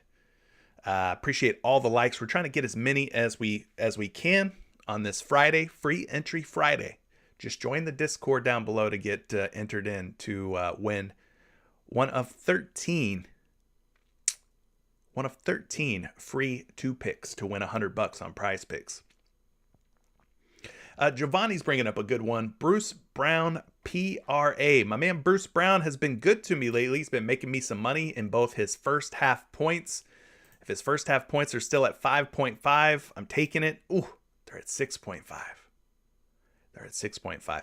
Still doable. Starting to get up there. I remember there was a point in time where I think he was at 4.5, but at 6.5, still doable, but a little bit more uncomfortable. What else? You were talking about some PRA. Is his PRA still sitting right around? Oh man, they went up on that too. Jeez. I think this was under 20, I want to say. Maybe the other night. Maybe it was at 21.5. But yeah, with Seth Curry out, I think I like it even more. So we're still kind of waiting on some Seth Curry ankle injury news. Obviously, Kyrie Irving will not play tonight. But Bruce Brown has been pretty good at covering his PRA. Let's pull him up here using props.cash so you can take a look at the last 5 games, 10 games, etc. So his last 10 games, he's covered 23.5 PRA at a 60% hit rate. The hit rates would be higher, but they have bumped his lineup. Last 5 games, still at a 60% hit rate. So it's starting to kind of creep into uncomfortable territory. They're raising his props because he's been crushing lately. I don't remember what his PRA was or his first half points recently, but they were a lot lower than 23.5. So let's look at the small forward and shooting guard spots here and see how many PRA that Portland's given up. They're giving up about 25 points to small forwards in the last 7,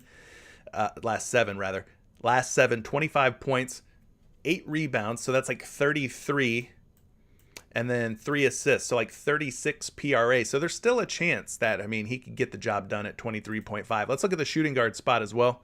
Portland giving up about 21 points about 5 rebounds, and about 5 assists. So we're looking at about 32 PRA allowed. So, not a tough matchup at all versus Portland. Maybe that's partly why his high hit rates and the matchup is why his PRA line is what it is today. But we'll also get you a projection on Bruce Brown, 21.7 PRA. 21.7, obviously less than 23.5. The betting public not feeling so optimistic on Bruce Brown today at 23.5. They are betting the under on his PRA.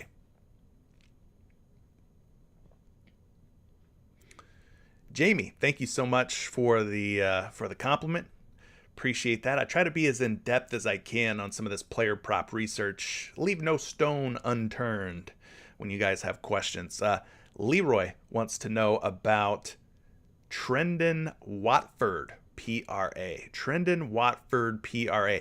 I mentioned earlier before, kind of hinted at it, that he's been doing a pretty good job lately here for the Portland Trail Blazers in a number of different categories, but he kind of does a little bit of everything. I think Trendon Watford could be a good look if you're looking for some type of PRA play here.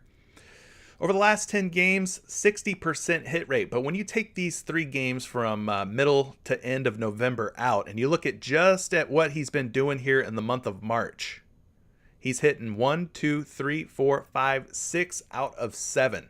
A 6 out of 7 hit rate. So he's definitely been doing a lot better in the last 7 games, or since the month of March, than he has over the last 10 games, dating back to the end of February, middle of February. He's gone 4 straight games of covering 23.5 PRA. Some of them have been a little bit of a sweat, though. 25 against Utah. He had 24 against New York. But he's had some very good games against the likes of Washington, where he had 36 PRA, 33 PRA against the Atlanta Hawks. But overall, yes, an 80% hit rate in his last 5 games. Has he played Brooklyn? He did. But his role is a lot bigger now than it was back in January. So don't be discouraged. Don't be scared off by this 10 PRA. Again, this kid's been playing a lot more minutes lately. He's pretty much blowout proof. He's young. They're going to play him even in a blowout situation. He's going to see some run. Last 5 games, he's averaging 27.8 PRA. You can kind of see Brooklyn, how they measure up against points, rebounds, and assists allowed. 19th, 14th, and 12th, respectively. And his minutes, pretty healthy, around 30 minutes or more. Some of these games, 38, 39 minutes. So, yeah, Trendon Watford should be in a pretty decent spot today against Brooklyn. We're going to go take a look at the Brooklyn Nets. Against power forwards, they're giving up about 21 points, 9 rebounds, let's call it 31, 32 PRA, and about 4 assists.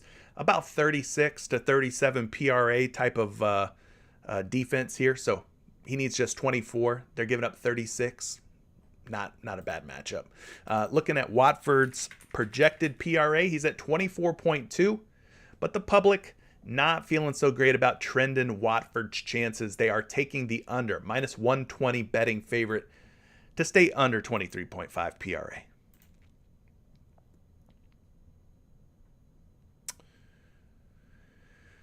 PRA. Travis A is mentioning Brunson, first half and full game points.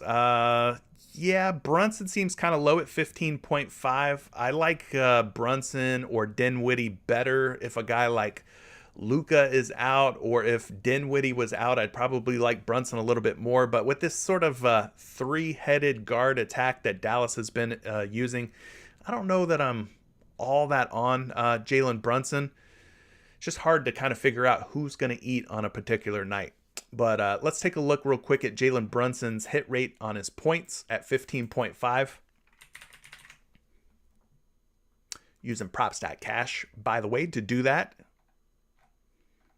Last 10 games for Brunson at 15.5. Yeah, I mean, it's not the greatest hit rate. This is what I'm talking about. It's kind of like up and down, right? Kind of volatile. Hasn't really improved at all in the last 5 games either. 40% hit rate. So I don't know that on a 12-game slate that I want to take my chances that Jalen Brunson's just going to I don't know, figure it out, or he's going to be the guy. Like, it just feels like more of a roll of the dice when we could probably find some better spots on such a massive slate with so many different teams playing and so many different player props available. I just don't know that I want to go with Brunson tonight. But you can if you want. You can if you want. I'll pull up a projection on Brunson. He's at 17.7 projected points. But the betting public, they're all hitting the under button on Jalen Brunson at 15.5.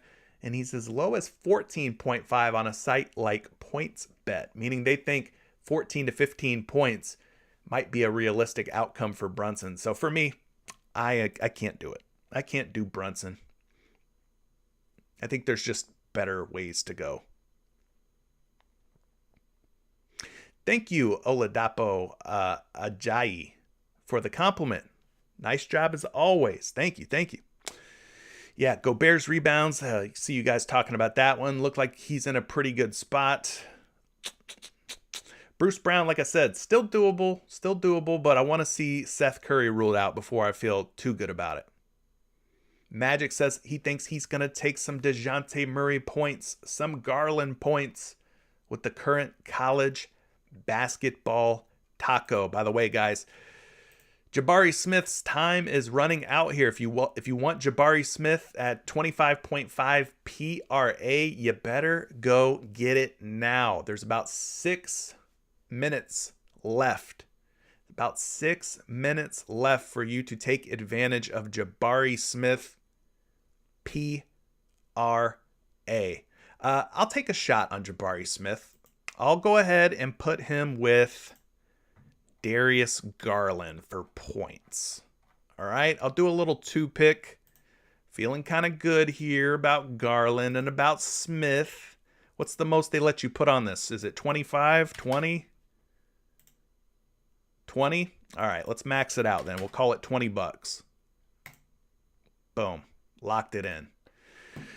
Good luck to me and good luck to you if you decide to tail. Garland over points with Jabari Smith over on PRA, the current discount.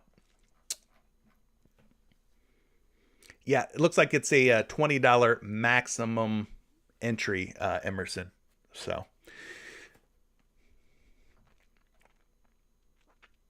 Will Barton 3-pointers. Ariel's mentioning some Trill Will at 1.5 3-point makes going up against Cleveland. We haven't talked about any Will Barton props. Let's take a look at them real quick, guys. Barton. Will Barton. Sorry, I thought we were talking about somebody else for a minute. Will Barton at 1.5 3-point makes. Last 10 games, 60% hit rate. It's feast or famine for this guy. He either gets you 0 or he hits. There's no in between. There's no 1 3-point make for Will Barton over the last 10 games. It's either he's hitting the over or he's just not hitting anything. Now he's going up against Cleveland tonight. Cleveland, he's faced once where he hit 1. Hit 1 against Cleveland in their previous matchup. It was a long time ago, though. But yeah, Cleveland's defense 4th in total threes allowed, 13th in 3-point field goal percentage allowed. Flipping it on over here, looking at this matchup, shooting guard is Mr. Will Barton. He's going up against the Cavaliers, giving up about 3-point makes per game to shooting guard. So he could get it done. He needs 2. They're giving up 3 to shooting guard. So, maybe take the over on some Will Barton. I wouldn't be mad at you if you decided to go that route. Barton's projected threes are at 2.3, and the public's taking the over, -130. Yeah, King United, it's been feast or famine, boom or bust, man. In the last 10 games for him, it's either 0 or it's 2 or more, right? Very rare that he hits 1. Jay Swervo, who's your favorite one today? Listen, I don't know. We're just doing like a first look. I usually like to research a little bit further, dig a little bit deeper. But just based on what I saw here, you saw what I just locked in. I played the current NCAA discount, Jabari Smith, his PRA at 25.5. I took the over on that, and then I combined that with my man Darius Garland at 23.5. So he's going up against Denver. We talked about this one already, but just to revisit. Denver giving up over 27 points to point guards, 5th most in the last 7 games. High hit rates for Darius Garland. He's going to take a lot of shots per usual. So, I don't know. Figured he was worth a shot. We'll see what happens. Maybe I'll get it wrong. Who knows? Bankroll Re, you get $50 max on these NCAA promos? Man, lucky you, buddy. Lucky you. How do I feel about Jalen Green today? Well, I think he's a bright young man with a great future ahead of him, and today's probably no different. I think Jalen Green is just full of immense talent, and sky's the limit for the kid today. I don't know. Yeah, you got to be more specific. Are you talking about points, PRA, fantasy points, rebounds? Like, you got to give me a little bit more, man. You got to tell me more. Jalen Green's fine by me, though. I mean, he's never done me wrong. At least, I don't think so. No personal qualms or issues with him. The freshman asking a pretty good one here. How do you feel about Dorian Finney-Smith, PRA? Well, that's a good question. I played Dorian Finney-Smith over on points the other day. Now, this was with Luka, Spencer, and Jalen, all healthy, all active. And my boy, Dorian Finney-Smith, did not hit his points prop. He got into a little bit of foul trouble against Brooklyn, so that didn't help things. But he definitely had sort of that fourth wheel, we'll say. He's 4th in the pecking order with Luka and Brunson and Dinwiddie all active. He was just left getting some scraps, unfortunately. So I don't like Dorian Finney-Smith's role quite as much when those 3 guys are active. Like, for me, it's going to take Brunson, Luka, or Dinwiddie sitting out for me to like some Dorian Finney-Smith a bit more. But let's pull him up here. You're asking about him. Maybe we can figure out the puzzle, the enigma that is Dorian Finney-Smith and his PRA. So he's at 16.5 PRA on PrizePicks right now. He does have a 70% hit rate. But as you can see, he missed his PRA against Brooklyn as well. Had just 15 PRA on Austin 316 day. Shout out to Stone Cold. Wish I would have been live for that, man. I would have been chugging beers on camera on 316 day. Y'all would have been like, man, this boy Curry's going crazy right now. Getting too much into this Austin 316 day. But yeah, I would have chugged me a beer for Stone Cold on 316. Maybe next year. There's always next year. Anyway, Dorian Finney-Smith did not get the job done for his PRA on 316. Looking at this previous matchup back on February 4th, he had just 15 PRA. So, for me, I gotta have like Brunson or Dinwiddie or Luka out to like Dorian Finney-Smith a little bit more. So, again, such a big slate, guys. I don't think we have to go here. It feels like it's a little bit of a gamble, a little bit of a guessing game. But, as far as projections go, the action projection tool, like the over on Dorian Finney-Smith at 19.2 PRA. And then the public's also liking the over. They've got him as a minus 130. They're putting their money down on the over on Dorian Finney-Smith. Stonky Kong says, what's up, CJ? Glad you're back. Julius Randle's threes. RJ Barrett first half points, both over. Man, you trust these New York Knicks? If you guys have been rocking with me for a minute, you probably know, not the biggest Knicks fan when it comes to player props. They have just been frustrating. A frustrating team to figure out, to say the least. But you're liking some Julius Randle for threes. Interesting. Very, very interesting. Let's find him here.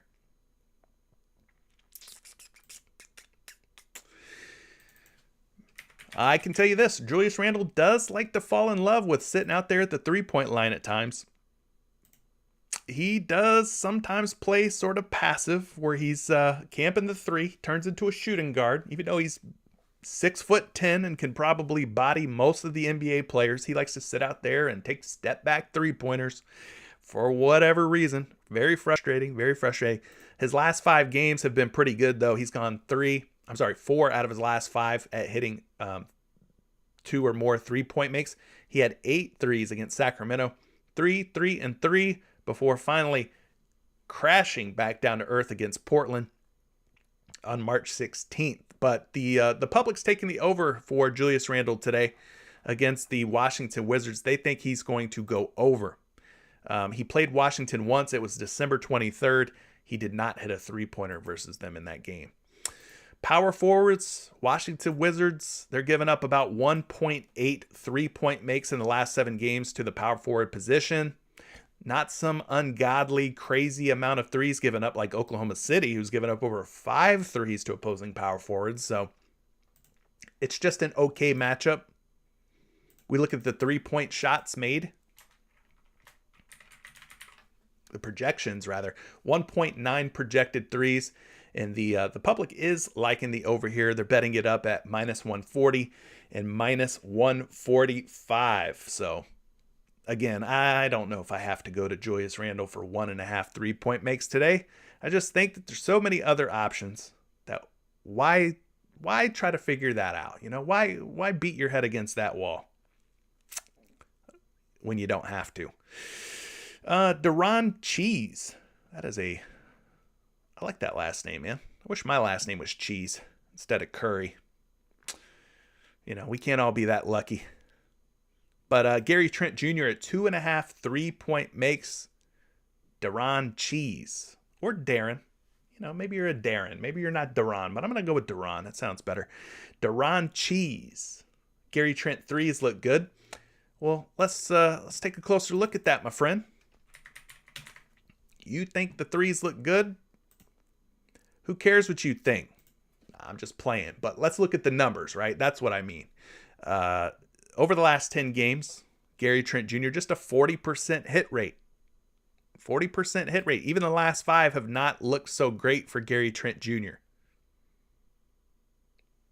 40% hit rate. But he is playing the Lakers. And so I could see why you might get a little excited, because the last time he played LA, which was March 14th, 4 days ago, he dripped 3 triples on these boys. So there's a chance here that Gary Trent Jr. comes out hot against the Lakers. Lakers defense not very good against the 3-ball, 18th in 3-pointers allowed, 15th in 3-point field goal percentage allowed. Go to the shooting guard spot. We go look at the 3-pointers made. The Los Angeles Lakers, where they at? They're giving up about 3.8 triples per game to shooting guards, which is a very healthy number. That is the top 10 most given up. All right, you're twisting my arm here, Mr. Cheese. Maybe I'm starting to like this Gary Trent prop a little bit more. He's projected for 3.1 today, gang. He is a betting favorite at 2.5, though. The public not liking this as much as Deron Cheese is liking it. They're taking the under. The under. Derek Matthews is saying, if you want to go Jalen Brunson, you better take the first half points. It's a more consistent way to go. Okay. I don't think I'm going to go there at all, but I appreciate you leaving that little nugget for the chat. Appreciate that. The college basketball taco's already popping off. Well, listen, he's one of the best players in the nation. If he did not pop off on one of the biggest stages, then, there'd be a problem there. I'd raise some red flags for those who are looking to possibly draft Jabari Smith. Accolade Rhymes is in the building. He's dropping a whole laundry list of names for us to possibly just consider, to take a look at, to research further, including Nikola Jokic, a.k.a. Joker. He's looking at some Christian Wood. He's looking at some DeJounte Murray. And he's looking at some Devin. I think he means Devin Booker. And CJ McCollum. For some fantasy points. Let's buzz through these then. Let's buzz through these real quick. Just going to do a quick look up on all these guys as far as projections go. We're just going to look at some projections on some of these dudes. Here I am typing in Joker. His name's Jokic, gang. You will not find him under Joker on PrizePicks. He's at 55 fantasy points. Let's just pull some projections up real quick. I got Jokic projected for 60.8 fantasy points. He is at 55 on PrizePicks. This is just one site, one projection model, but they're really liking Nikola Jokic. He's got a rating of 95.5 out of a possible 100. So they really, really like Nikola Jokic tonight against Cleveland. 55 fantasy score. He's at 60.8 according to Fantasy Labs. So there goes that. The other one you're talking about here is C. Wood, Christian Wood. Let's see. Where's his fantasy score? I don't have one. He's not up for fantasy points just yet. Okay, so we'll skip over that one. How about Murray? DeJounte Murray? No fantasy score for DeJounte Murray either. Okay. A little slow to get these fantasy scores out. How about Booker? No fantasy points for Booker. Boy, they're holding out. And McCollum? Dang, no fantasy scores for McCollum either. All right, well, the one that you did mention that we could look up, Nikola Jokic, looked like a pretty strong option. Going up against Cleveland, Evan Mobley and company. Cavaliers, gang, they're giving up the third most fantasy points to centers in the last 7 games. They're missing Jarrett Allen, okay? Fair to say? I think it is fair to say. But sorry, Accolade, that I couldn't look up more of that stuff for you. I don't know why they're not posting these fantasy scores, but maybe in due time we'll get those up. Yeah, Tristan, somebody mentioned Jalen Brunson for first half points earlier. I don't know. I'm not going to go there personally, but if you guys feel good about Jalen Brunson, take it, man. Take it. I'm just one man with one brain. I could be totally overlooking and dismissing Jalen Brunson, but if you like him, take him. Don't let me talk you off of anything. Giovanni Santiago wants to ask about Jason Tatum's points. Jason Tatum's points. Who's Boston playing tonight? Jason Tatum's at 30.5 going up against Sacramento. Well, this game could turn into a blowout. I would say that if De'Aaron Fox is ruled out, then I get a little bit worried. The blowout situation could be a little bit troublesome, a little bit scary for Jason Tatum. So I'll throw that out there. They're already projected to win by 10? Boston is projected to win by 10. And then you take De'Aaron Fox out if he doesn't play. Then this thing really, I think, turns ugly quick. But you're liking Tatum. It's kind of a weird last 10 games for Tatum. 50% hit rate. He definitely had a strong start to the month of March. Has cooled off in the last 2 games, though. Probably due for a bounce back at some point. Maybe this is the team, the matchup, the situation for him to get right. He did hang 36 points on the Sacramento Kings back on January 25th. So we know he can get it done in the matchup. Matchup's not an issue. You can see what Sacramento matches up like. 29th in points, 29th in field goal percentage allowed, 19th in total threes, 28th in three-point field goal percentage. So not a scary matchup whatsoever. We go to the small forward spot. Kings are giving up about 22 points per game to small forwards. Not bad. He needs a lot, though. He needs 31 points. 31 points. Looking at Tatum's projection, 28.7 projected points at 30.5 across the board here. We're actually seeing some folks bet the under at 30.5 on Jason Tatum. One thing that you could do with props.cash, so right now we talked about the lines being at 10, Boston favored by 10. You could look at the splits here. You could change this from all to games that they've won by 10. And that kind of gives you an idea. Games in which Boston has won by 10 or more points, he's hit 30.5 points in 4 out of his last 10. Look at the season view on this, 48% when Boston wins by 10 or more points at covering 30.5 points. So it's far from a sure thing. Far from a sure thing. Just be careful with that one, with the blowout.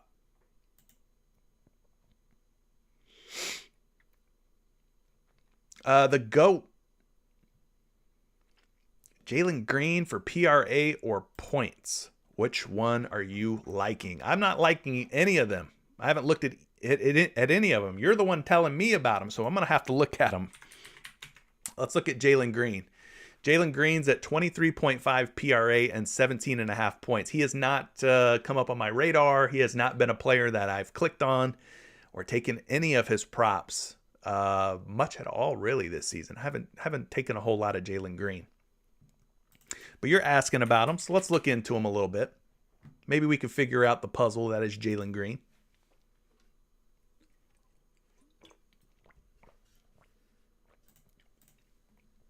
All right. So I think the only person that's kind of listed as questionable or out or anything like that for Houston was it Eric Gordon? You got Eric Gordon listed as questionable. You got Garuba listed as out. And of course, John Wall is out. We're not worried about John Wall. So anyway, I bring that point up because using prop.cash, what you can do is go ahead and find Eric Gordon. You can take him out. I don't know that Garuba is going to affect things or impact things all that much. Yeah, probably not really, but we'll look at it just to be, as accurate as possible here. So you're asking about his points or his PRA. Well, starting with the points for the season, when Gordon and Garuba are both out. Oh, sugar. Darn it. All right. Bear with me as we are experiencing technical difficulties here. Click the wrong thing, and all of a sudden, you're down the wrong street here. All right, we're back in business. Gordon and Garuba out. Jalen Green is at 17.5 points. We want to look at the season view. He's covered 17.5 points with Gordon and Garuba out at an 88% clip. They're going up against Indiana tonight. Indiana's defense, not very good. 24th in points allowed, 28th in field goal percentage, 24th in three-point percentage allowed, and 25th in free throws allowed, and they rank 12th against shooting guards. So 88% hit rate with Eric Gordon and Garuba out if they are both truly out. Garuba is, Gordon still questionable. So that looks very good, right? 88% hit rate for his points. You could even take this a step further if you wanted to and look at his home and road split. So they're playing at home tonight. So he's 100% at home with Gordon and Garuba out. 4 for 4 this season at covering 17.5 points. Hard to argue with that, right? Hard to argue with that. Let's look at the PRA. PRA today is at 23.5. So it's slightly higher hit rate for his points versus PRA. So gun to head, which one would I choose? I choose the one with the higher hit rate, of course. The one that's at 100% versus the one that's at 75%. But they both look like good options. So you could go either which way on that one. Jalen Green, projected for 16.9 points. He's at 18.5 on every sports book where the public is taking the under. So that's probably why he's at 17.5 over on PrizePicks. But yeah, I would say take maybe the points. Indiana against shooting guards, giving up over 21 per game. Yeah, go with that. How's that sound?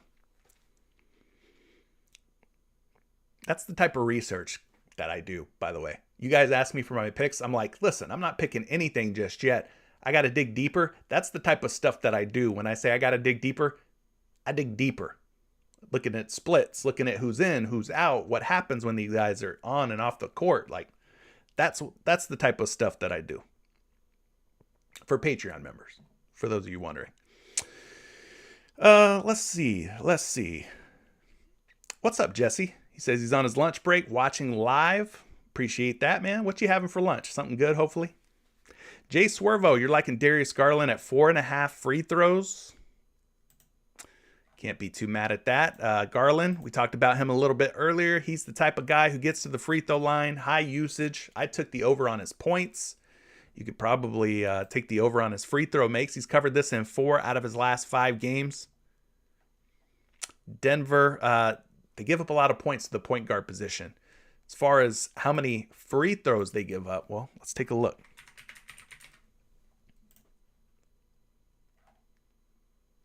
We go to the points column, and then we go down free throws allowed by Denver. They rank 12th, so it's not like they're a team that fouls at a high rate. They're giving up over 21 free throws per game this season.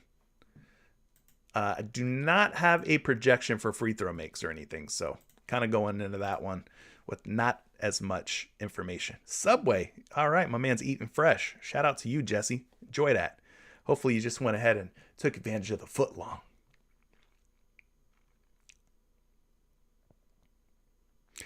Giovanni's asking about some Bridges PRA, RJ Barrett for first half points.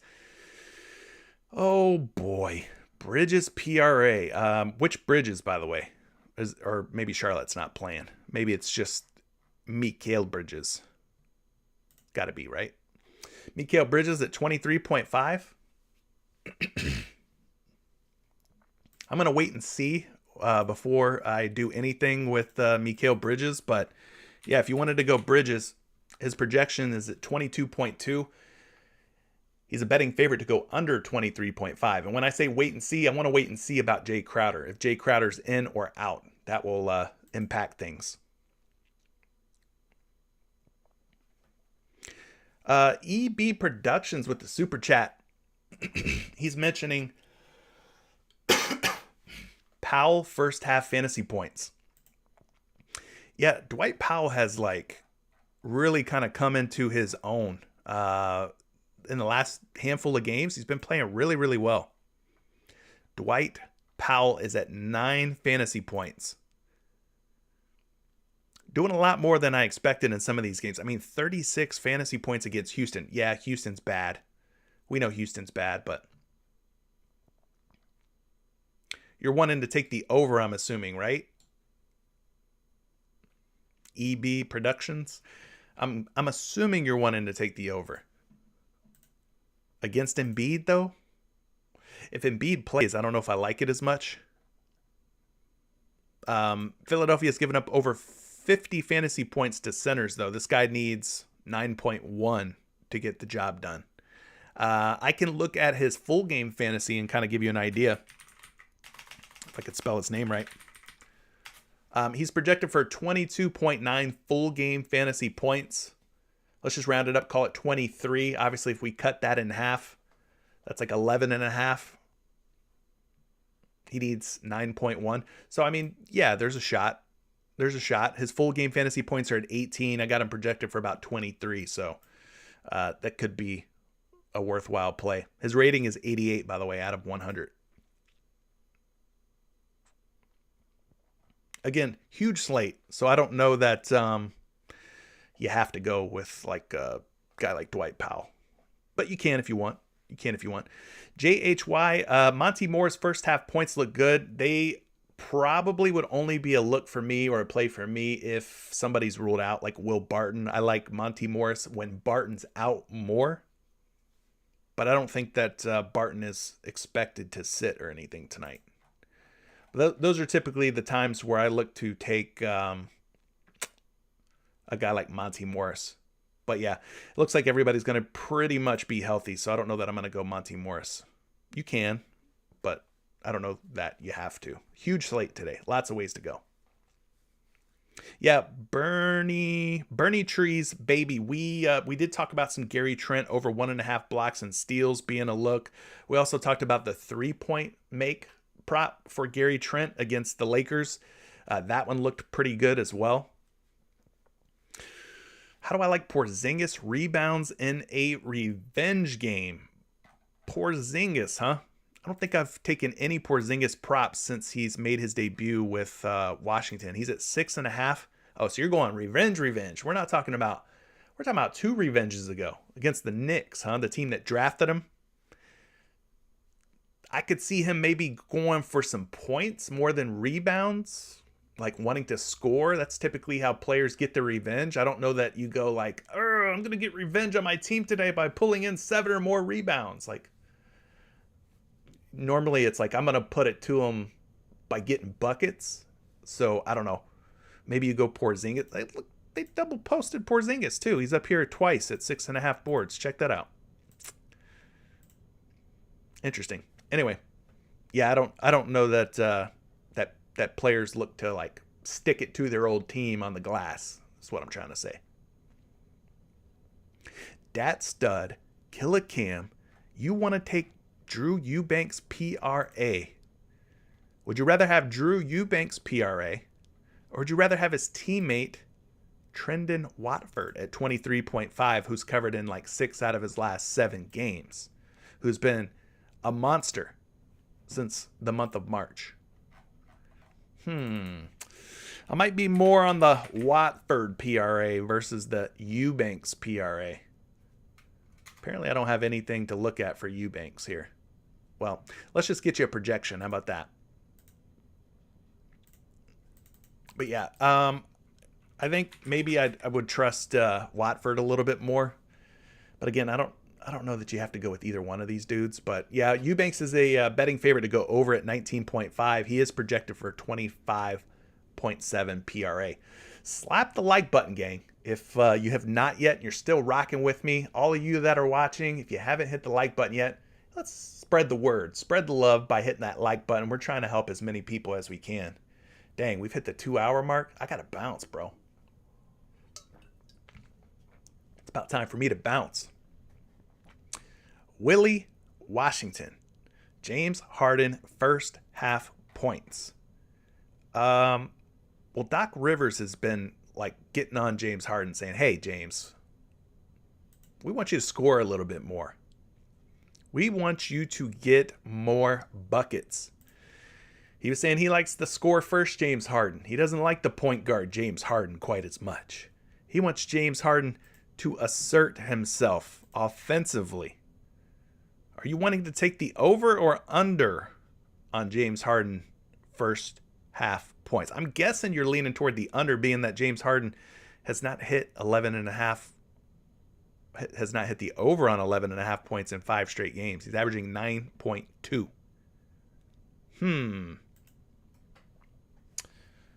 I don't know. James Harden first half points logs. Let's take a look at it. He has gone under 11.5 points in 6 straight games. When he first started with Philly, had 17, 15, and 19.